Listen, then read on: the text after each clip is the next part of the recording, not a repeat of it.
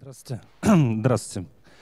Во-первых, я хочу сказать, что творческая личность, про которую сейчас рассказывали, я надеюсь, что вы все не творческие личности, потому что творческая личность — это тот, кто ничего не хочет делать. Человек, который ждет вдохновения, это тот, который просто не профессионал и не умеет делать то, что он хочет. Это первое. Второе, я хочу сказать, что лекция — это, конечно, хорошее слово, но я по большому счету никакой не лектор. И то, где мы присутствуем, это назовем так утренний треп. Давайте лучше так. Название, пока я ехал в машине сегодня утром, я поменял название, но забыл уже, как называется то, о чем я буду говорить. Поэтому основная мысль будет заключаться в том, что мультики — это инструмент формирования нового мышления человека. Здесь написано мультики как один из путей к неплате налога на бессмысленное, но пускай будет так. Что такое налог на бессмысленное, мы узнаем с вами потом. У каждого из вас есть лист бумаги. Я прошу заранее не мять его, не тискать, не мучить, а просто его отложить, он пригодится нам потом. Теперь, я никогда не выступал на тему детства, скажу честно, хотя мы занимаемся сейчас детскими мультиками, и наш новый проект, он вообще малышовый. Но по большому счету любая тема, которая бы не затрагивалась, ее можно всегда экстраполировать как на любую аудиторию. Да? И просто каждой аудитории любую информацию нужно доносить по-своему. Будь то взрослый человек, будь то ребенок, будь то совсем маленький. Все упирается исключительно в то, что каждый человек, в зависимости от того, в каком он возрасте находится, он находится в определенной возрастной цивилизации. И с каждой цивилизацией нужно находить свой, у каждой цивилизации есть свой метод общения и взаимодействия с ней. И эти цивилизации, мы сейчас их с вами рассмотрим, их несколько штук. Но они очень-очень важны, потому что с каждой из них свое взаимодействие. Цивилизация от 0 до года — это цивилизация базисного доверия и эмоционально непосредственное общение ребенка со взрослым. Представьте себе, это человек, который появился на свет, и он стопроцентный инопланетянин. Он не знает ничего, вообще ничего. У него нет опыта никакого. Он видит все впервые, слышит все впервые, нюхает все впервые, дотрагивается до всего впервые. Он не знает ни материалов, ни отношений. Он не понимает, вот вы на него ругаетесь, а он не понимает, что вы на него ругаетесь. Да? Он только чувствует вот эту энергию. Вот. Или вы с ним смеетесь, и он чувствует этот смех, он чувствует позитив. Это цивилизация, с которой можно общаться только на эмоциональном уровне. Следующая цивилизация — это от 1 до 3 лет, орудийная предметная деятельность. Это тоже потрясающая штука. Если у вас есть дети, или у ваших знакомых, или у ваших родственников, или у кого-нибудь, дети вот в этом возрасте, когда ребенок хватает предмет и начинает им дубасить. Он дубасит не потому, что он хочет его сломать, потому что он учится взаимодействовать одним предметом с другим. Это то, что когда-то прошли обезьяны по пути к человеку. Ну-ка, по крайней мере, как пишут учебники. Так вот, орудийно-предметная деятельность, этой цивилизации все нужно показывать через взаимодействие одного через другое. Этому ребенку, например, в 2-3 года, если во время мультфильма один другого тюкнул по голове, это смешно. Вы скажете, что это такое? Это насилие. Это не насилие. Он так воспринимает мир. Это абсолютно нормально. Соответственно, с этой цивилизацией нужно по-другому взаимодействовать. Следующая цивилизация — это от 3 до 6 лет, сюжетно-ролевая игра дошкольника. В этом возрасте всегда ребенок, посмотрев какой-либо мультфильм, почти всегда, посмотрев какой-либо мультфильм, столкнувшись с какой-либо картинкой, которая его впечатлила, он сразу же начинает отыгрывать себя в том, что он увидел. Старший сын у меня, например, где-то в возрасте 4 лет посмотрел мультфильм про Геркулеса. И там Геркулес сражался с Гидрой. И дальше в течение 1,5 лет ребенок играл в Гидру. Нравилось мне. а я скажу, что мне не нравилось в течение 1,5 лет. Мне нужно было изображать то Геркулеса, то Гидру, то Гидру, то Геркулеса. Много было всего среди прочего, но вот это был основной лейтмотив его вообще существования, вот эта ролевая игра. Потом она сменилась на другую. Все дети в этом возрасте этой цивилизации проходят через это. Следующая цивилизация — это от 6 до 18 лет. Она делится там на запчасти, на маленькие. Но в целом вот первая стадия — это личностное общение подростков, оно где-то до 14-15 лет. А потом идет еще в течение 2-3 лет это профессиональная учебная деятельность. Это когда человек начинает структурировать себя в обществе и начинает себя приноравливать активно к тому, что есть вокруг. Это очень важная штука. Именно в этом возрасте, от 6 до 18 лет, человека нужно учить, чему бы то ни было. Дальше, от 20 до 25 лет — это интимность и изоляция. Я постараюсь кратко объяснить. Вот представьте, до 20 лет человек был, например, обожал тяжелый рок там, или хэви-метал, или он был металлистом. Все в себе такое, такое, ходил, ирокез поставил себе, еще что-нибудь. Он притаскивал к себе, притягивал себя к каким-то социальным группам. В 20 лет, в 20-25 возникает, наоборот, желание оттолкнуться от всего и побыть самим собой или с девушкой. Да? Начало формирования семьи. Вот именно в этом возрасте оно и есть. Соответственно, с этой цивилизацией нужно по-другому совсем общаться. Это совсем другие люди. Дальше самая страшная цивилизация от 24-25 до 65 лет. Это цивилизация взрослых, которая колонизирует всех остальных. Всех. Родился ребенок, вы пытаетесь из него сразу сделать взрослого. Этой цивилизации все кругом посвящено. Вы приходите в магазин, вот представьте, сколько там для малышей? Одна полочка. Для стариков, ну, почти вообще ничего нет. Они вообще не участвуют в нашей жизни как бы.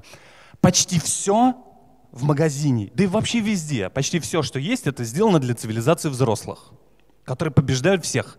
Это такая единая Россия в возрастных вот этих группах.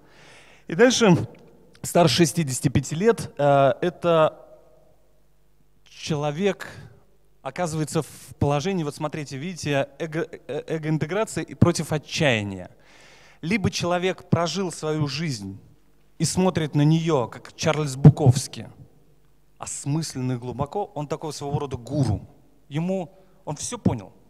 Ему не надо ничего доказывать. Он спокоен, он утвержден, и он интегрирован в сообщество, и он в нем сосуществует. Либо отчаяние, потому что не так прожил, не то сделал, не сделал, не закончил. Мечтал, но не получилось. Хотел, но не справился. Вот возрастные цивилизации. В анимационном кино мы пользуемся, в принципе, у нас есть, опираясь на эти возрастные цивилизации, у нас есть 5, назовем их возрастные цивилизации для анимации.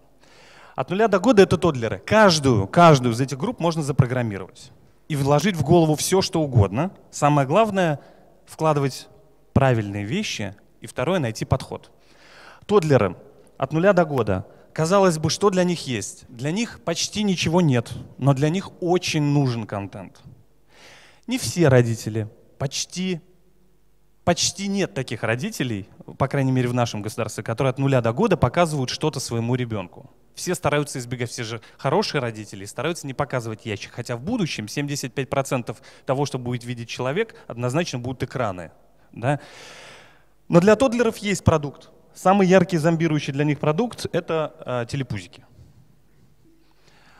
Это идеальный продукт для ребенка, для тоддлера. Идеальный. Для взрослого, для взрослой цивилизации это кажется какой-то катастрофой, наркоманским уродством. Но по факту это действительно идеальный продукт для вот этих вот маленьких. Следующая группа — это прескул, от 2 до 6 лет. Для них мы сейчас вот делаем один продукт, я про него попозже расскажу. С ними очень интересно общаться, очень сложно общаться. Они все воспринимают очень открыто, откровенно и по-честному. С учетом нынешней нашей сложной политической ситуации, с ними общение у нас тоже становится усложненным. Я приведу пример. Если раньше в детской сказке рассказывалось, что злодею отрубили голову, и ребенок воспринимал это так: плохого наказали, отрубили голову, стало все хорошо, то сейчас, к сожалению, это рассматривается как насилие там, и так далее. Взрослые это категорически не принимают, потому что взрослый, когда себе представляет отрубание головы, да, у него одни картинки, а у ребенка совсем другие. Следующая группа — это школьники младших классов от 7 до 10 лет. С точки зрения экономики, школьники младших классов и дошкольники — это самая покупателеспособная аудитория. И в принципе, с точки зрения рынка, да, она для нас должна была бы быть, ну и, наверное, отчасти есть, одна из самых важных вот этих групп, потому что дошкольники, для них сделаны прикассовые зоны, например, да? Все дошкольные мультики на конфетах, на палочках, там жевательные мармелады, все и прочее, прочее, прочее, оно вот прикассовая зона, потому что ребенок в этот момент все просит, и родитель в этом возрасте ему не может отказать.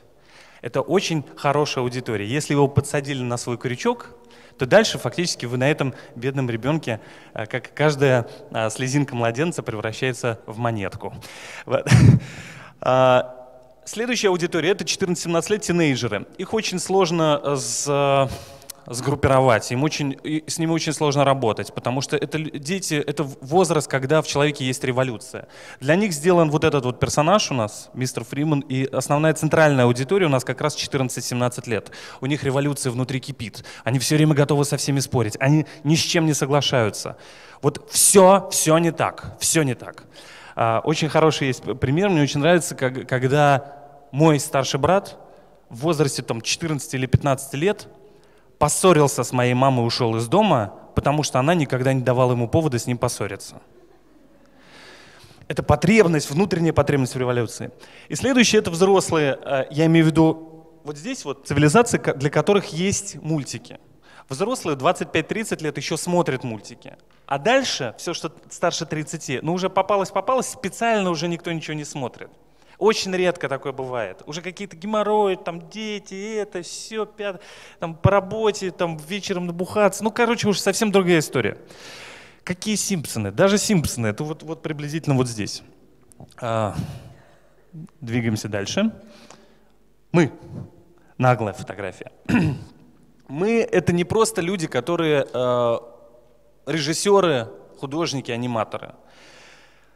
Вокруг студии сейчас собралась команда людей, которые не являются людьми, относящимися к этой профессии.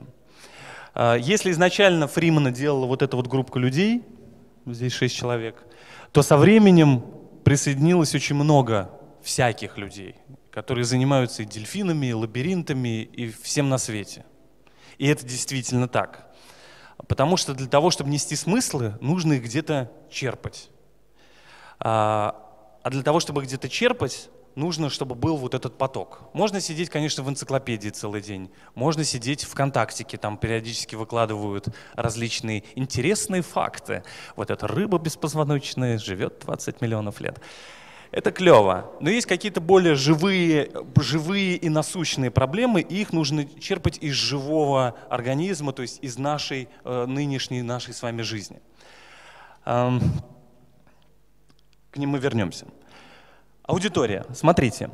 Вот Фриман. Я специально здесь поставил татуировки, потому что это предельное проявление того, чего бы мы не хотели, чтобы было. У нас есть две основные аудитории. Это 14-17, это который вот революция как неотъемлемая часть жизни. И 25-35, ну 35 я, конечно, немножко даже загнул, 25-30, но пускай будет 35. Это ленивые всегда собираются, мы их называем. Это который вот он сидит за компьютером и говорит: да, точно, все, вот завтра вот брошу курить, все, вот сейчас, вот все. Вот с утра буду бегать со следующей недели. Вот он сидит и все время вот в этом состоянии пребывает, несколько лет. Завтра Мэн, да, такой супергерой русский. И еще есть маленькая прослоечка, тоненькая у Фримана, которая нам была очень важна. Это люди, которые не хотят платить налог на бессмысленное, к которому мы придем. Их очень-очень мало, но это самая важная для нас была аудитория. И мы ее нашли. У нас есть зритель нашего сериала нового, сериал называется «Куми-Куми», который мы изначально предполагали, что он для всей семьи. Потом мы думали, что он для 3 возрастных категорий определенных, как вот мы для себя посчитали. А в результате мы выяснили, что основная аудитория его — это 8-12 лет. И теперь, спустя, когда мы уже облажались, ошибочно сделали несколько эпизодов, направленных не на ту возрастную категорию, да, мы сейчас, фактически весь новый контент, который мы делаем для этого сериала, мы уже понимаем, кто наш зритель, и начинаем взаимодействовать непосредственно с этим зрителем. И третий наш продукт, он как раз рассчитан на малышей. Это наш новый эксперимент, новый опыт. Опыт новый и очень-очень важный, потому что работать с этой аудиторией оказалось чрезвычайно сложно. Не имея опыта сами и понимая, что идти по дороге, заново протоптывать тропинки, которые уже кто-то протоптал, глупо, мы в этот проект притащили огромное количество иностранцев. Здесь работают американские сценаристы. Здесь в Венгрии нам делают сториборды. Здесь работают американские психологи. Изначально мы его делаем на английском языке.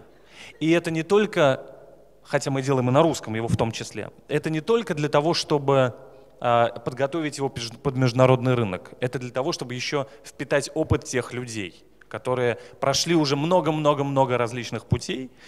И мы у них очень здорово учимся. Одна из штук, которой мы учимся, это то, что мы в России, здесь у себя, на несформировавшемся рынке еще не умеем многие вещи доносить в нужных форматах и по нужным правилам. А есть эти правила. И вот я сейчас буквально 15 минут назад в кулуарной беседе рассказывал несколько примеров, я повторюсь.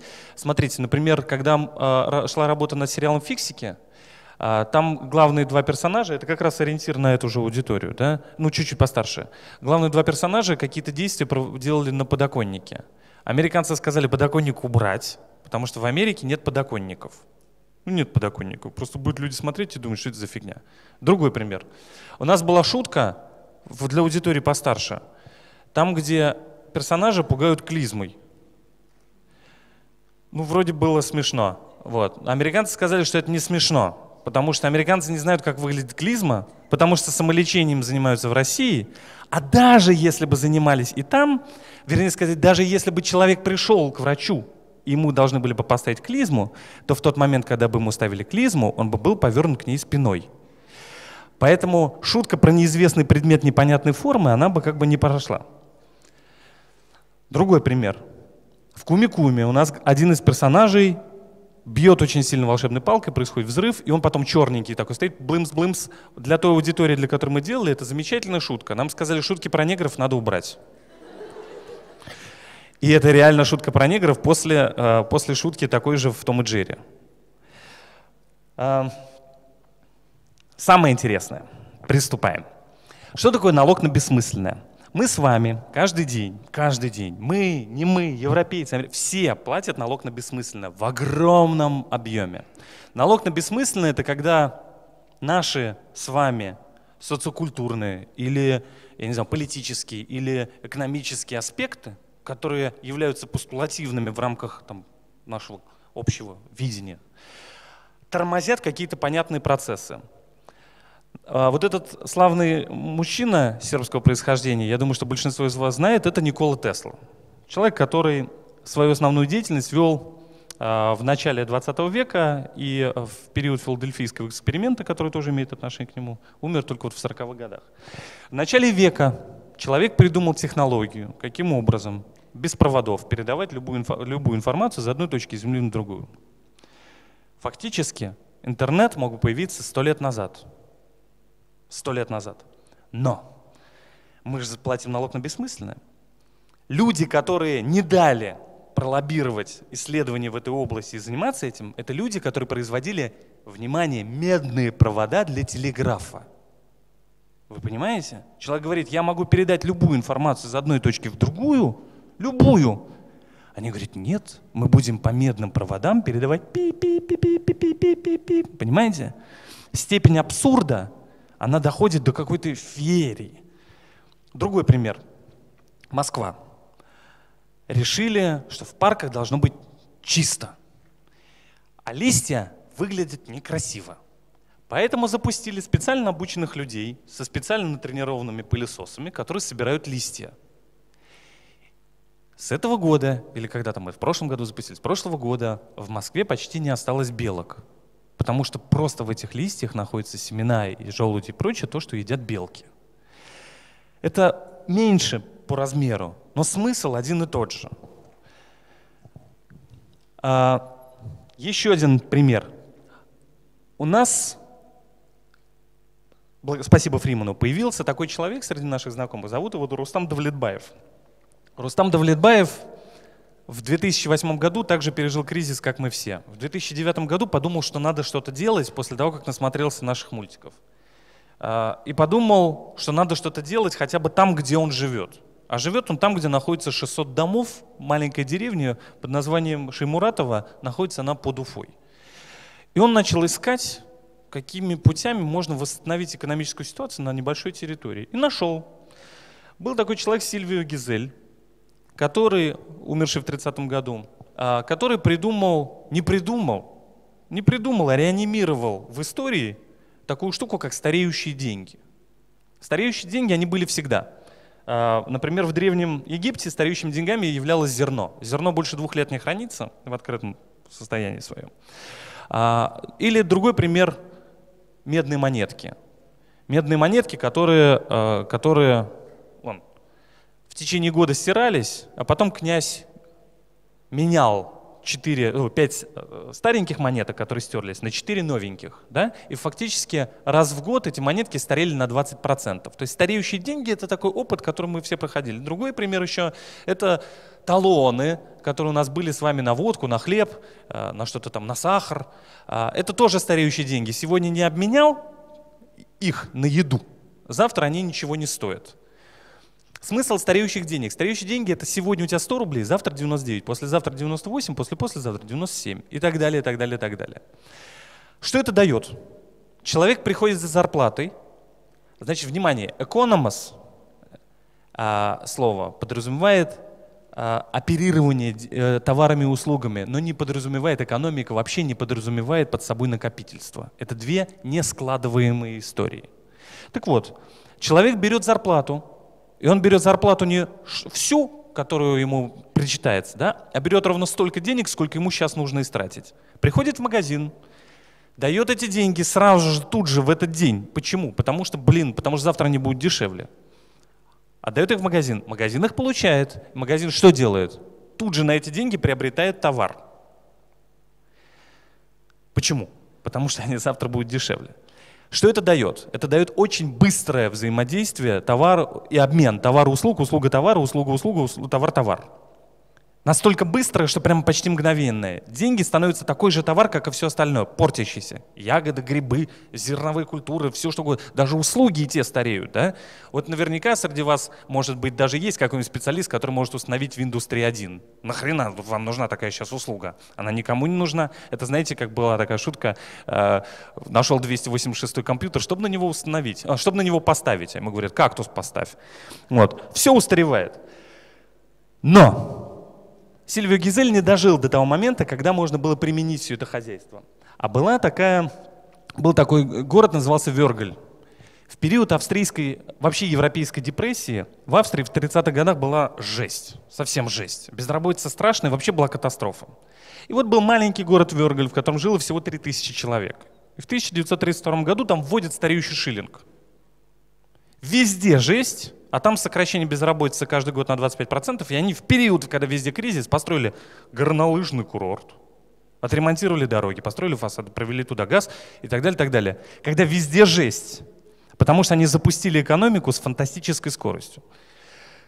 Рустам Давлетбаев запускает стареющие деньги на территории Шеймуратова, которые превращаются в так называемые шеймуратики, которые уже ходят не только на этой территории, но и за ее пределами. Но любая устаревшая модель как государства, она очень не хочет таких вещей. Категорически не хочет. Поэтому, знаете, кто был самый главный противник шиллингов стареющих? Вот эта вот штука. Национальный банк Австрии. Запрещено на государственном уровне. Все. Категорически. Мало того, когда пришла нацистская Германия, Гитлер что сделал? Он отправил туда спецотряд, который вырезал всех тех, кто вообще знал эту историю. У Рустама Давлетбаева тоже есть небольшой друг. Но его деньги, они не деньги. Это называется товарный талон. Он говорит: хорошо, я прихожу в магазин Oriflame, покупаю себе подарочную карточку. В течение 2 лет, я ее заплатил за нее 2000 рублей, в течение 2 лет я ее могу поменять, эту подарочную карточку, могу поменять на продукцию компании Oriflame. А через 2 года она превращается в ничто. И по большому счету мой товарный талон от подарочных карточек не отличается ничем. Но там есть бумажный носитель у него. И поэтому прокуратура его из одной прокуратуры в другую, его все время гоняют, бедолагу, какие суда пытаются возбудить, не за что зацепиться, он закон хорошо знает. И вот это все. В результате Рустам пришел к тому, что с этого года в Шеймуратово начинают действовать пластиковые карточки просто. Он ушел от бумажного этого решения, пластиковые карточки с портретом Фримана. Это вот нежелание платить налог на бессмысленное. И каким образом можно доносить до разных аудиторий? Мы сейчас запускаем, смотрите, у вас у всех было детство, разные возраста, но у многих из вас были вкладыши в детстве, на которые играли. И на вкладыши можно было поменять все на все. И все мы знали, что, допустим, ни у кого не вызывало вопрос, почему 10 вкладышей от турбо, например, можно поменять на, я не знаю, там, на бронзовый колокольчик. Ну потому что, курс, а что? Это не вызывало вопросов.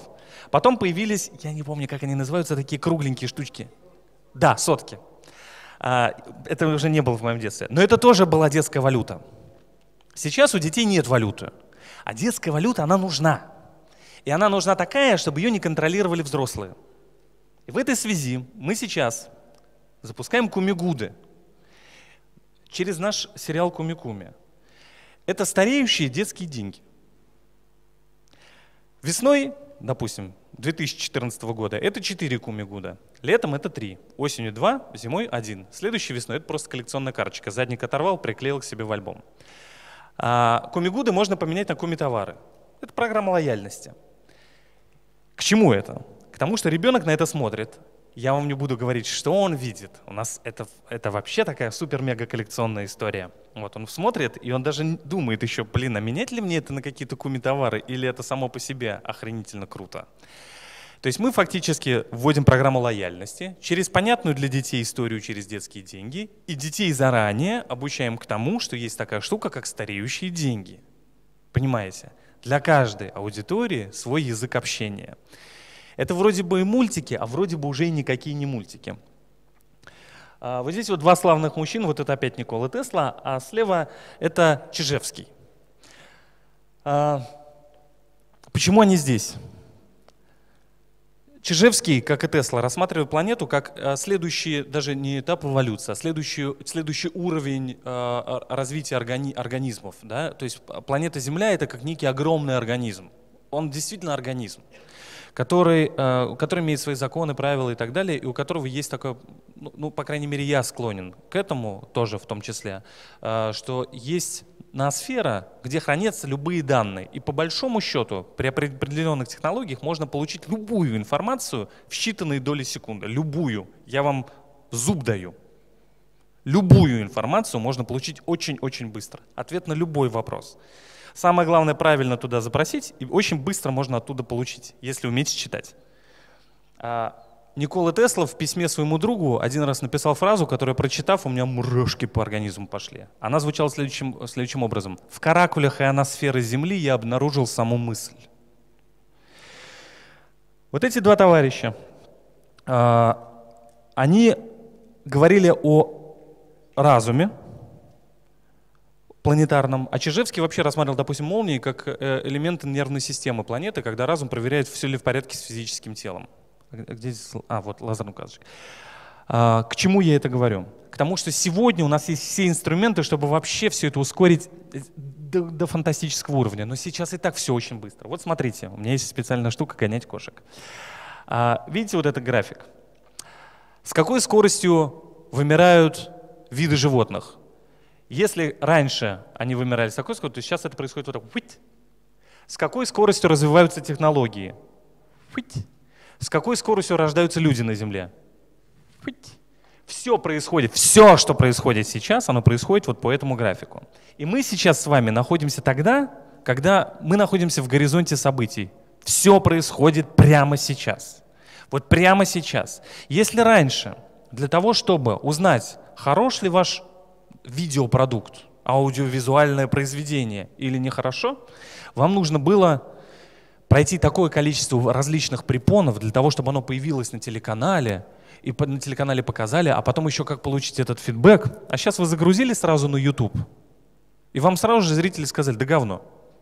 Или такие: о, класс, лайк и репост. И все такие хопа-хопа-хопа-хопа, и набралось 2 миллиона просмотров, и вы заработали $2400. Все как бы сразу происходит, все сразу. И есть сейчас очень много инструментов, чтобы не только все сразу происходило, сразу получать фидбэк и сразу же находить все решения, и сразу же со всеми взаимодействовать.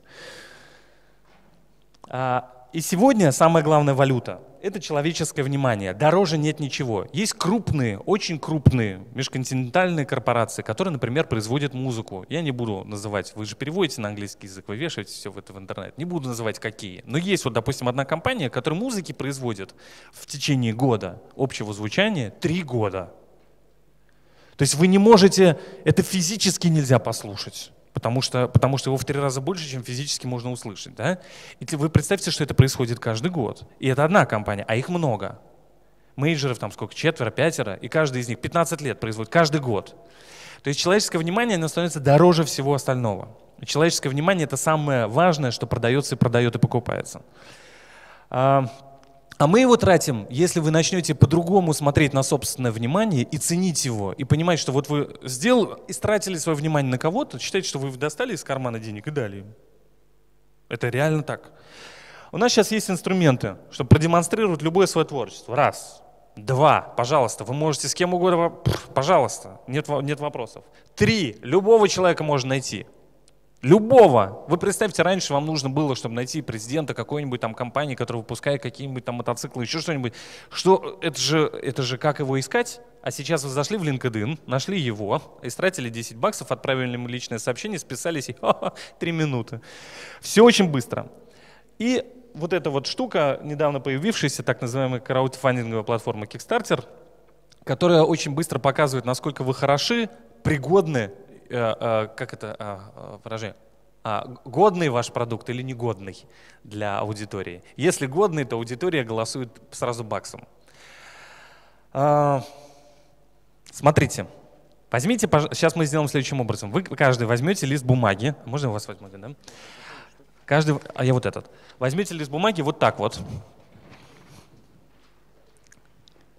Не стесняйтесь. Я к вам повернусь спиной, а вы закроете глаза. И я вам буду говорить, что делать с этим листом бумаги. А вы не открываете глаза до тех пор, пока я вам не скажу открыть глаза. Сейчас. А можно вас попросить подержать микрофон? Потому что я буду занят. Мне сюда. Так, закрываем глаза. Закрыли глаза? Теперь слушайте меня и делайте. Сложите лист пополам.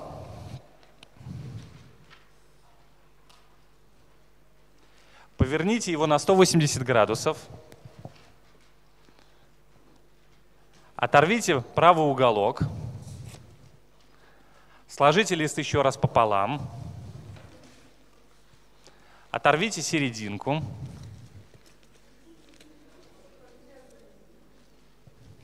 Так, жду.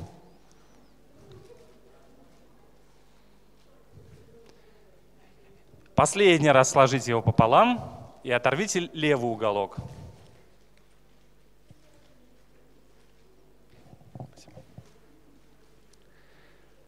Получилось? Жду.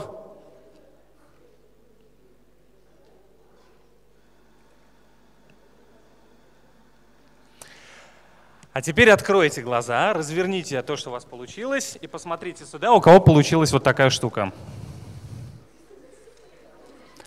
Вот так вот мы умеем друг друга понимать. И так мы доносим друг до друга информацию. Вот этот листик можно взять домой, повесить на стенку. И всегда об этом помнить, что для того, чтобы донести до кого-то что-то, нужно дать немножко больше вводных, немножко больше данных и немножко побольше разжевать, потому что вы просто не будете поняты. Другая история — наша внимательность с вами. Это вот моя была сторона, то, что я вам не договорил, а мы не очень внимательны. И не очень умеем информацию считывать. Вот видите, да, Paris and the Spring. Вроде бы ничего такого особенного, но не очень многие люди заметили, что там 2 раза «the». Потому что всегда читают просто Paris and the Spring и все.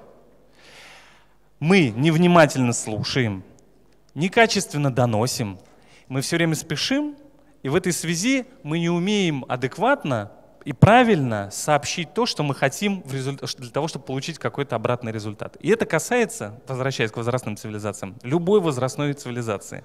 А чем меньше она, тем более кропотливо нужно подходить к тому, чтобы донести ей все правильно, и чтобы она поняла, что вы от нее хотите.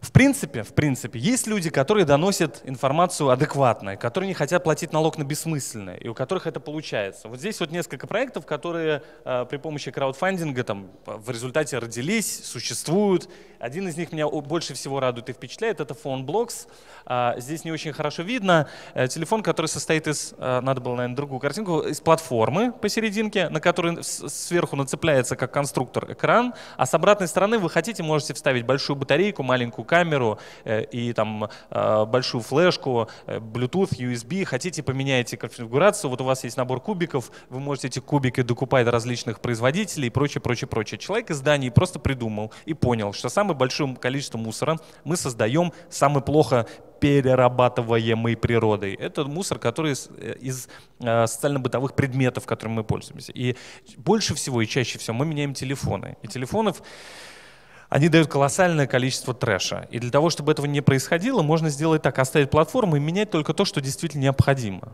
Вот. И он придумал вот этот вот конструктор. И при помощи такой штуки, как краудвоутинг, я прошу прощения за очень русские слова, он собрал, это система сбора лайков. Да? Он собрал 350 миллионов лайков. Это 350 миллионов людей, которые, в принципе, гипотетически готовы такой телефон приобрести. И их устраивает эта идея. И после этого на него вышел ряд производителей, в том числе компания Motorola, принадлежащая компании Google. Они, уже не Google, Lenovo, неважно, в любом случае.